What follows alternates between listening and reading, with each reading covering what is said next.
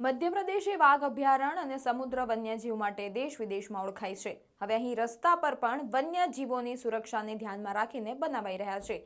જબલપુરથી ભોપાલને જોડતો રાષ્ટ્રીય ધોરીમાર્ગ નૌરાદેહી વન્યજીવ અભયારણ્યમાંથી પસાર થાય છે અને તે દેશનો અનોખો હાઈવે બની રહ્યો છે.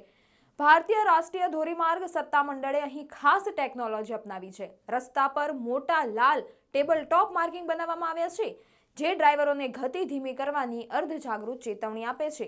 આ લાલ નિશાનો પર વાહન પસાર થતાં જ એક હળવો ઝટકો લાગે છે, જેથી ડ્રાઈવર સમજી જાય છે કે વિસ્તાર વન્યજીવ સંવેદનશીલ છે. નૌરાદેહી અભયારણ્ય હરણ, સાંભર, શિયાળ અને વાઘ જેવા પ્રાણીઓનું મહત્વપૂર્ણ નિવાસસ્થાન છે. તેથી અકસ્માતો ટાળવા માટે રસ્તાની બંને બાજુ 8 ફૂટ ઊંચી લોખંડની જાળી પણ લગાવવામાં આવી છે. સાથે જ અવાજ અને પ્રકાશથી થતા ખલેલ ઘટાડવા ધ્વનિ અવરોધો અને હેડલાઇટ રિડ્યુસર્સ પણ સ્થાપિત કરાયા છે. ખાસ કરીને વળાંકવાળા અને ટેકરીવાળા ભાગોમાં આ લાલ રસ્તો બનાવવામાં આવ્યો છે. આ પહેલ માનવ અને વન્યજીવ બંનેની સુરક્ષાને સુનિશ્ચિત કરે છે અને ભવિષ્યમાં અન્ય રાજ્યો માટે પણ એક આદર્શ ઉદાહરણ બની શકે છે.